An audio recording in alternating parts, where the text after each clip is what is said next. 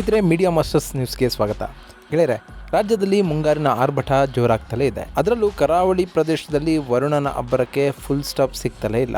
ಕಳೆದ 5 ದಿನಗಳಿಂದ ಎಡೆಬಿಡದೆ ಸುರಿತಾ ಇರುವ ಮಳೆಗೆ ಕರಾವಳಿ ಭಾಗದ ಜನ ಸುಸ್ತು ಹೊಡೆದಿದ್ದಾರೆ. ದಕ್ಷಿಣ ಕನ್ನಡ, ಉಡುಪಿ ಹಾಗೂ ಉತ್ತರ ಕನ್ನಡ ಜಿಲ್ಲೆಯಲ್ಲಿ ಮಳೆ ತೀವ್ರವಾಗಿದ್ದು, ಈ ಭಾಗದಲ್ಲಿ ಹವಾಮಾನ ಇಲಾಖೆ ರೆಡ್ ಅಲರ್ಟ್ ಅನ್ನ ಘೋಷಣೆ ಮಾಡಿದೆ. ಹಾಗಾದ್ರೆ ಮುಂಗಾರು ಮಳೆ ಕರಾವಳಿ ಭಾಗದಲ್ಲಿ ಸೃಷ್ಟಿಸ್ತಾ ಇರೋ ಅವಾಂತರಗಳೇನು, ಎಲ್ಲೆಲ್ಲಿ ಎಷ್ಟು ಪ್ರಮಾಣದಲ್ಲಿ ಮಳೆ ಆಗ್ತಾ ಇದೆ, ಎಷ್ಟು ದಿನಗಳ ಕಾಲ ಈ ಸಮಸ್ಯೆ ಮುಂದುವರಿಯಲಿದೆ ಅನ್ನೋದರ ಬಗ್ಗೆ ಒಂದಷ್ಟು ಮಾಹಿತಿಯನ್ನ ನಾವಿಲ್ಲಿ ನೋಡೋಣ.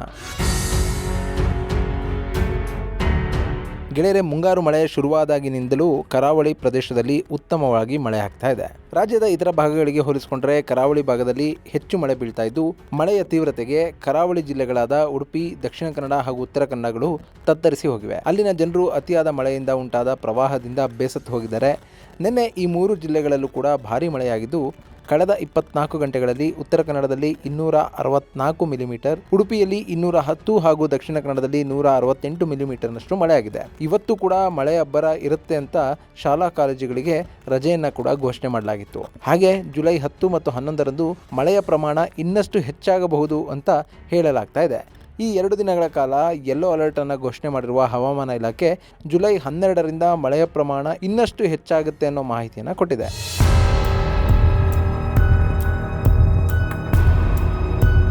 ಗೆಳೆಯರೆ, ಉಡುಪಿ ಜಿಲ್ಲೆಯಲ್ಲಿ ಕಳೆದ 4 ದಿನಗಳಿಂದ ಸತತವಾಗಿ ಮಳೆ ಸುರಿತಾ ಇದೆ. ಅದರಲ್ಲೂ ನಿನ್ನೆ ಸುರಿದ ಧಾರಾಕಾರ ಮಳೆಗೆ ಜನರು ತತ್ತರಿಸಿ ಹೋಗಿದ್ದಾರೆ. ಮಳೆರಾಯನ ಅಬ್ಬರದಿಂದ ರಸ್ತೆಗಳೆಲ್ಲ ಮಳೆ ನೀರಿನಿಂದ ತುಂಬಿ ಹೋಗಿವೆ. ಕೆಲ ಕಡೆಗಳಲ್ಲಿ ಮನೆಗಳಿಗೆ ನೀರು ನುಗ್ಗಿ ಅವಾಂತರವನ್ನು ಸೃಷ್ಟಿಸಿದೆ. ಉಡುಪಿಯ ಕರಂಬಳ್ಳಿ ವಾರ್ಡ್ನ ವೆಂಕಟರಮಣ ಲೇಔಟ್ನ ಹಲವು ಮನೆಗಳು ಜಲಾವೃತಗೊಂಡಿದ್ರೆ, ಜಲದಿಗ್ಬಂಧನಕ್ಕೆ ಒಳಗಾಗಿದ್ದ ಜನರನ್ನ ಬೋಟ್ಗಳ ಮೂಲಕ NDRF ಹಾಗೂ ಜಿಲ್ಲಾ ರಕ್ಷಣಾ ತಂಡಗಳು ಸುರಕ್ಷಿತವಾಗಿ ಸ್ಥಳಾಂತರ ಮಾಡಿವೆ. ಮನೆಗಳಷ್ಟೇ ಅಲ್ಲದೆ ರಸ್ತೆ ಬದಿಯ ಕೆಲ ಅಂಗಡಿಗಳಿಗೂ ಕೂಡ ನೀರು ನುಗ್ಗಿದೆ. ಚರಂಡಿಗಳು ಮುಚ್ಚಿ ಹೋಗಿದ್ದು, ಸರಿಯಾಗಿ ನೀರು ಹರಿದು ಹೋಗದ ಕಾರಣ ರಸ್ತೆಗಳು ನದಿಗಳಂತಾಗಿವೆ. ಇದು ಜನರ ಓಡಾಟಕ್ಕೂ ಕೂಡ ಭಾರಿ ಸಮಸ್ಯೆಯನ್ನು ಉಂಟು ಮಾಡ್ತಾ ಇದೆ.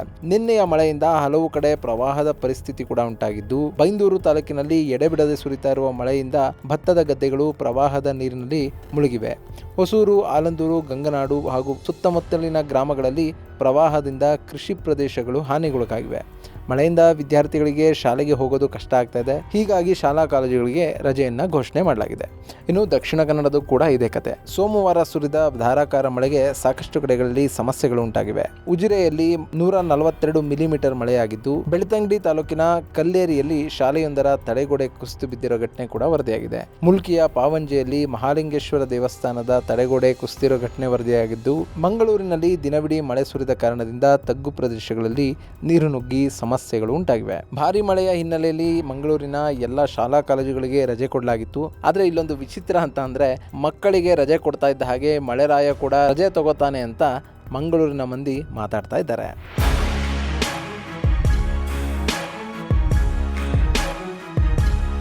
ಇನ್ನು ನೇತ್ರಾವತಿ ನದಿಯಲ್ಲಿ ನೀರಿನ ಮಟ್ಟ ಹೆಚ್ಚಾಗಿದೆ. ಮಳೆ ಗಾಳಿಯ ಕಾರಣದಿಂದಾಗಿ ಮರಗಳು ಧರೆಗುರುಳ್ತಾ ಇವೆ. ಜಿಲ್ಲೆಯಲ್ಲಿ ಅತಿಯಾದ ಮಳೆ ಇರೋದ್ರಿಂದ ತಗ್ಗು ಪ್ರದೇಶ, ಕೆರೆ, ನದಿ ಹಾಗೂ ಸಮುದ್ರ ತೀರಗಳಿಗೆ ಸಾರ್ವಜನಿಕರು ಹಾಗೂ ಪ್ರವಾಸಿಗರು ಹೋಗದಂತೆ ಜಾಗೃತಿ ವಹಿಸಿ ಅಂತ ದಕ್ಷಿಣ ಕನ್ನಡ ಜಿಲ್ಲಾಧಿಕಾರಿ ಸೂಚನೆಯನ್ನು ಕೂಡ ಕೊಟ್ಟಿದ್ದಾರೆ. ಮಳೆಯಿಂದಾಗಿ ಸಮುದ್ರದ ಅಲೆಗಳ ಅಬ್ಬರ ಕೂಡ ಜೋರಾಗಿದ್ದು, ಮೀನುಗಾರರು ಸಮುದ್ರಕ್ಕೆ ಇಳಿಯದಂತೆ ಎಚ್ಚರಿಕೆಯನ್ನ ಕೊಡಲಾಗಿದೆ. ಅಲ್ಲದೆ ಹಲವು ದಿನಗಳಿಂದ ಭಾರಿ ಮಳೆ ಸುರಿತಾ ಇರೋ ಹಿನ್ನೆಲೆಯಲ್ಲಿ ಗುಡ್ಡ ಕುಸಿತ ಸಮಸ್ಯೆಗಳು ಕೂಡ ವರದಿಯಾಗುವ ಸಾಧ್ಯತೆಗಳಿರೋದ್ರಿಂದ ಜಿಲ್ಲೆಯಲ್ಲಿ ಚಾರಣವನ್ನ ಸಂಪೂರ್ಣವಾಗಿ ನಿರ್ಬಂಧಿಸಲಾಗಿದೆ. ಸೊ ನೀವೇನಾದ್ರೂ ಮಾನ್ಸೂನ್ ಟ್ರೆಕ್ ಮಾಡಬೇಕು ಅಂತ ದಕ್ಷಿಣ ಕನ್ನಡ ಜಿಲ್ಲೆಯ ಯಾವುದೇ ಕೇಂದ್ರಗಳಿಗೆ ಹೋದ್ರೆ ಅಲ್ಲಿ ನಿಮಗೆ ನೋ ಎಂಟ್ರಿ. ಇನ್ನು ಉತ್ತರ ಕನ್ನಡ ಕೂಡ ಅತಿಯಾದ ಮಳೆಗೆ ನಲುಗಿ ಹೋಗ್ತಾ ಇದೆ. ತೀವ್ರ ಮಳೆಯಿಂದಾಗಿ ಕಾರವಾರದಲ್ಲಿ ಗುಡ್ಡ ಕುಸಿತ ಉಂಟಾಗಿದೆ.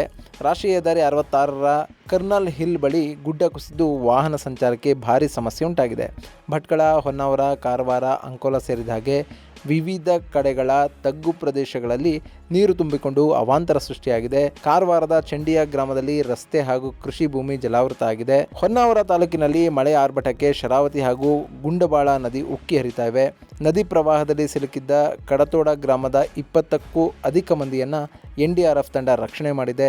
ಜಿಲ್ಲಾದ್ಯಂತ ಮಳೆಯ ಅಬ್ಬರಕ್ಕೆ 2 ಮನೆಗಳಿಗೆ ತೀವ್ರ ಹಾನಿಯಾಗಿದ್ದು, 13 ಮನೆಗಳು ಭಾಗಶಃ ಹಾನಿಗೊಳಗಾಗಿವೆ. ಅರಬ್ಬಿ ಸಮುದ್ರದಲ್ಲಿ ಕೂಡ ಭಾರೀ ಅಲೆಗಳು ಕಂಡು ಬರ್ತಾ ಇದ್ದು, ಕಡಲ್ ಕೊರೆತ ಹೆಚ್ಚಲಿದೆ ಅನ್ನೋ ಎಚ್ಚರಿಕೆಯನ್ನ ಕೊಡಲಾಗಿದೆ. ಹೀಗಾಗಿ ಇಲ್ಲೂ ಕೂಡ ಮೀನುಗಾರರು ಕಡಲಿಗೆ ಇಳಿಯದ ಹಾಗೆ ಎಚ್ಚರಿಕೆಯನ್ನ ರವಾನೆ ಮಾಡಲಾಗಿದೆ. ಜಿಲ್ಲೆಯಲ್ಲಿ 9 ಕಾಳಜಿ ಕೇಂದ್ರಗಳನ್ನು ತೆರೆಯಲಾಗಿದ್ದು, ಸುಮಾರು 313 ಜನರಿಗೆ ಈ ಕೇಂದ್ರಗಳಲ್ಲಿ ಆಶ್ರಯವನ್ನು ಕೊಡಲಾಗಿದೆ. ಗೆಳೆಯರೆ, ಈ ಬಾರಿ ಬಯಲು ಸೀಮೆಯ ಪ್ರದೇಶಗಳಿಗೆ ಇನ್ನೂ ಕೂಡ ನಿರೀಕ್ಷಿತ ಪ್ರಮಾಣದ ಮಳೆ ಆಗಿಲ್ಲ.